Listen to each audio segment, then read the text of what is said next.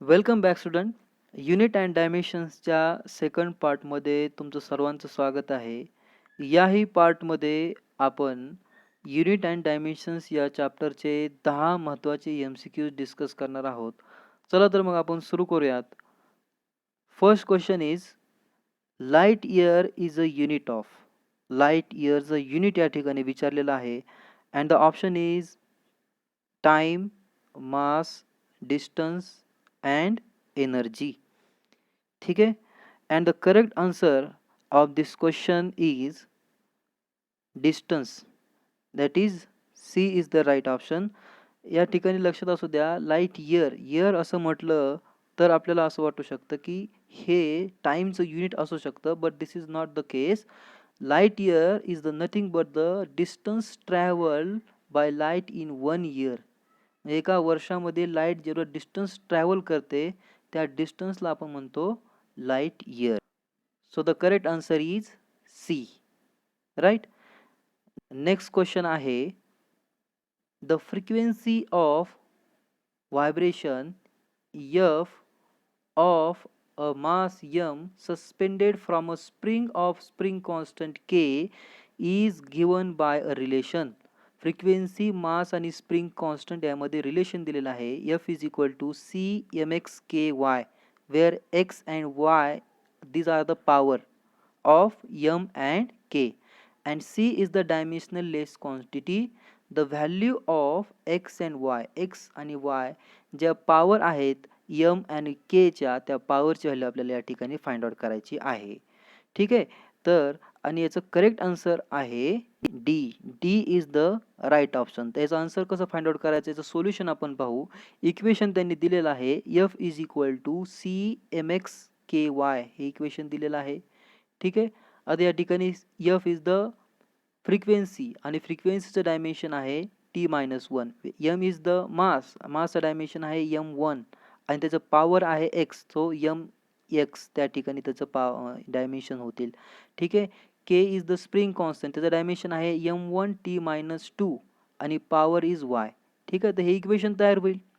Now comparing the dimensions of quantities on both side. Both साईडच्या क्वांटिटीच्या dimensions आपल्याला त्या ठिकाणी कम्पेअर करायचे आहेत. टाईमच्या डायमेन्शन्सची जर पॉवर आपण लेफ्ट आणि राईट साईडला जर कम्पेअर केली तर आपल्याला एक इक्वेशन मिळेल, that is -2y is equal to -1. Right. So -2y is equal to -1 is nothing but 2y is equal to 1. Minus minus cancel होईल. ठीक आहे. So from this we get y is equal to half. वायची value half मिळेल. Now compare the power of m on both side. ठीक आहे. आता या ठिकाणी तर एमची पॉवर नाही म्हटल्यावर 0 असणार. So we get x plus Y is equal to 0. X plus Y is equal to 0 असं इक्वेशन मिळेल. So from this we get X is equal to minus Y आणि वायची व्हॅल्यू आपल्याला आपण फाइंड आउट केली आहे, Y is half. So now put value get x is equal to minus half. So x is equal to minus half and y is equal to half. This is the right option. आता next question आपण पाहूयात. Next question आहे, the velocity of freely falling body changes as g raised to p h raised to q, where g is the acceleration due to gravity, h is the height. Now again find the value of p and q. Same question आहे, फक्त वेगळ्या स्वरूपात विचारलेला आहे. ठीक आहे. परत पॉवरचे व्हॅल्यू फाइंड आउट करायचे आहे. क्वेश्चन सेम आहे, मेथड पण या ठिकाणी सेम आहे. तर याचं सोल्युशन आपण पाहू. And the solution of this question is we know that V is equal to G raise to P H raise to Q. हा फॉर्म्युला त्यांनी दिलेला आहे. Now put the dimension of each term. मग एलचे dimension left आणि right साईडला जर compare केले तर आपल्याला इक्वेशन मिळेल P plus Q is equal to 1 आणि टीची जर पॉवर कम्पेअर केली तर परत आपल्याला मिळेल 2p is equal to 1. So from this we get p is equal to half and by putting the value of p we get value of q as q is equal to half. So this is the answer. Next question आहे, if pressure p, velocity v and time t are taken as fundamental physical quantities, the dimensional formula for of force is, dimensional formula of forceचा formula विचारलाय in terms of pressure, velocity and time. ठीक आहे, force in terms of pressure, velocity and time. And the solution of this question is, या ठिकाणी आपण consider करूयात की F is depends on pressure, velocity and time as F is equal to px vy tz. त्यांची power आपण consider केली x y z. आता परत या प्रत्येक क्वांटिटीचं डायमेन्शन्स आपल्याला पुट करायचे आहेत. फोर्सचं डायमेन्शन आहे m1 l1 t - 2. प्रेशरचं डायमेन्शन आहे m1 l - 1 t - 2. v is the velocity that is l1 t - 1 and t is the time that is t. आता परत च्या व्हॅल्यूज च्या जर पॉवर आपण लेफ्ट आणि राईटच्या जर कम्पेअर केल्या, so we will get x is equal to 1. ठीक आहे, x इज इक्वल टू 1 हे इक्वेशन मिळेल. नेक्स्ट जर आपण कम्पेअर केल्या च्या जर पॉवर च्या जर टर्म्सच्या पॉवर आपण कम्पेअर केल्या, then we will get y minus X, कारण की या ठिकाणी -1 आहे. ठीक आहे, y minus X is equal to 1. ठीक आहे, so y minus X is equal to 1. Now put the value of x, we will get y is equal to 2. y ची व्हॅल्यू 2 मिळून जाईल. Next is, now compare the value of t, power of t on both sides. We will get minus y minus 2x is equal to minus 2. मग या ठिकाणी x आणि y ची आपल्याला value माहिती आहे. So now put the value of x and y. We will get z is equal to 2. So these are the power, these are the terms, these are the value of x, y and z. Now put this value, you will get the formula of F. F is equal to P1 V2 T2. This is the right option. Next question आहे, the percentage error in the measurement of mass and speed are. Mass and speed मधलं percentage error दिलेलं आहे. Measurement of mass and speed मधलं percentage error. This is 2% and 3% respectively. How much will be the maximum error in the estimation of kinetic energy. Kinetic energy मधलं maximum error या ठिकाणी विचारलेलं आहे. And we know that k is equal to half mv². हा formula आपल्याला माहिती आहे, kinetic energy is equal to half mv². ठीक आहे, मग कायनेटिक एनर्जी मधला पर्सेंटेज एरर कसा फाइंड आउट करायचा. Percentage error in kinetic energy is given by delta k upon k is into 100.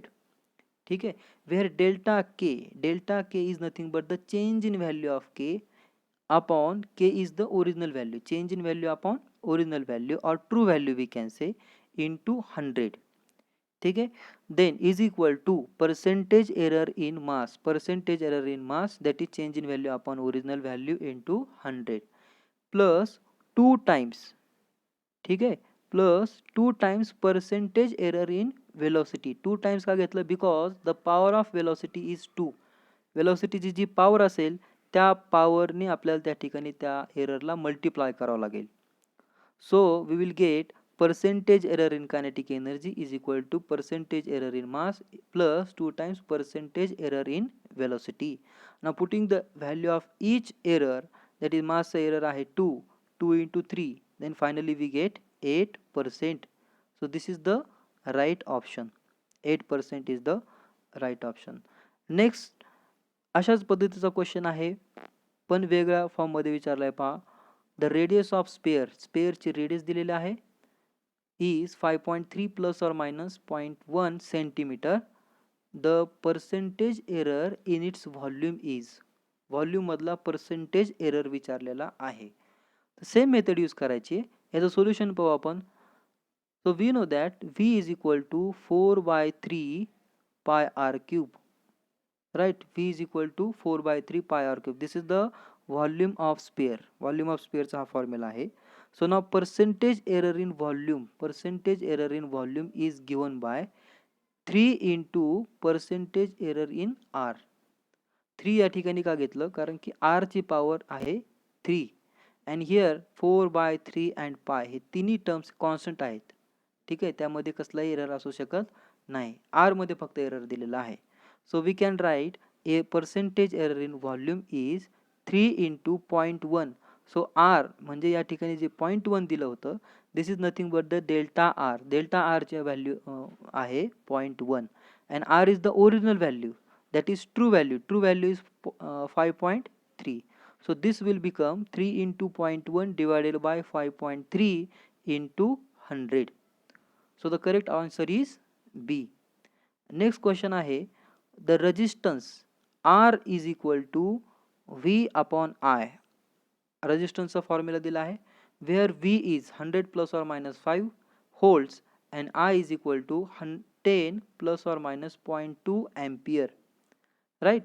What is the total error in R in percentage. ठीक आहे, percentage error R मधला percentage error या ठिकाणी विचारलेला आहे. And the solution of this question is, we know that R is equal to V upon I. या ठिकाणी दोन टर्म डिवाइड केलेले आहेत, तरी पण या ठिकाणी आपल्याला एरर ॲड करायचा आहे. ठीक आहे, कधी पण लक्षात असू द्या की suppose that C is equal to A plus B असेल, ए प्लस बी असेल किंवा C is equal to A minus B असेल, तरी पण percentage error in C is equal to percentage error in A plus percentage error in B असं होईल. ते plus असेल किंवा मायनस असलं तरी. Or if C is equal to A upon B असेल किंवा C is equal to A into B असेल, तरी पण percentage error in C is equal to percentage error in A plus percentage error in B, हाच formula असेल. ठीक आहे, कारण एरर हा आपण कधीही ॲड करतो, एरर आपण सबस्ट्रॅक्ट करत नाही, एरर मल्टिप्लाय करत नाही, एरर डिवाइड करत नाही, एरर कधी पण आपण ॲड करतो. So percentage error in R is equal to percentage error in V plus percentage error in I. तर मग पर्सेंटेज एरर इन व्ही कसं काढणार, या ठिकाणी दिलं आहे V is equal to plus or minus 5. ठीक आहे, so 5 is change in V, that is 5 divided by 100. 100 is the original value into 100. Percentage error in I, that is delta आयची value आहे 0.2. So 0.2 divided by 10 into 100. So from this we get this is nothing but the 5% and this is nothing but 2%. The total percentage error in R is 7%. Next question आहे, a physical quantity A is related to 4 observable A, B, C and D as. A चा formula दिला आहे in terms of small a, b, c, d. ठीक आहे, so A is equal to a square b cube upon c under root d, हा formula दिलेला आहे. The percentage error of measurement in small a, b, c, d are. यामधल्या प्रत्येक क्वांटिटीचा error दिलाय. ए मधला error आहे 1%, बी मधला 3%, सी मधला 2% आणि डी मधला 2% respectively. What is the percentage error in the quantity A. A मधला पर्सेंटेज एरर या ठिकाणी फाइंड आउट करायचा आहे. आता तुम्हाला याची आयडिया आलेली असेल तरी पण याचं मी तुम्हाला सोल्युशन सांगतो. So solution of this question is, we know that a is equal to a square b cube upon c under root d. So percentage error in A is equal to 2 times percentage error in A plus 3 times percentage error in B plus 1 time percentage error in C plus half into percentage error in D. Now putting the value of each term, we will get finally percentage error in A is equal to 14%. Next is a wire has a mass. वायरचा mass दिलेला आहे, mass is equal to 0.3 plus or minus 0.003 gram. Radius is 0.5 plus or minus 0.005 millimetre and the length is 6 plus or minus 0.006 centimetre. ठीक आहे, the maximum percentage error in the measurement of density and the solution of this question is, we know the density is nothing but mass per unit volume. ठीक आहे, मास आणि volume of the wire, वायरचा आपल्याला volume काढायचा आहे. So suppose this is the wire, cylindrical शेपमध्ये असते. ठीक आहे, so this is the area, सर्कलचा एरिया असणार पाय आर स्क्वेअर आणि ही असेल त्याची length. So pi R square into L, this is the volume of wire. Formula होईल M upon pi R square L. मग या फॉर्म्युलाचा यूज करून percentage error in rho is equal to percentage error in m plus 2 times percentage error in r plus percentage error in L. Now putting the value of each term, finally we will get percentage error in rho, that is density is 4%. And the last question is the number of significant figure in all the given number. या सगळ्या नंबरमध्ये significant figure किती आहेत? Number आहेत 25.12, 2009, 4.156 and 1.217 into 10⁻⁻4.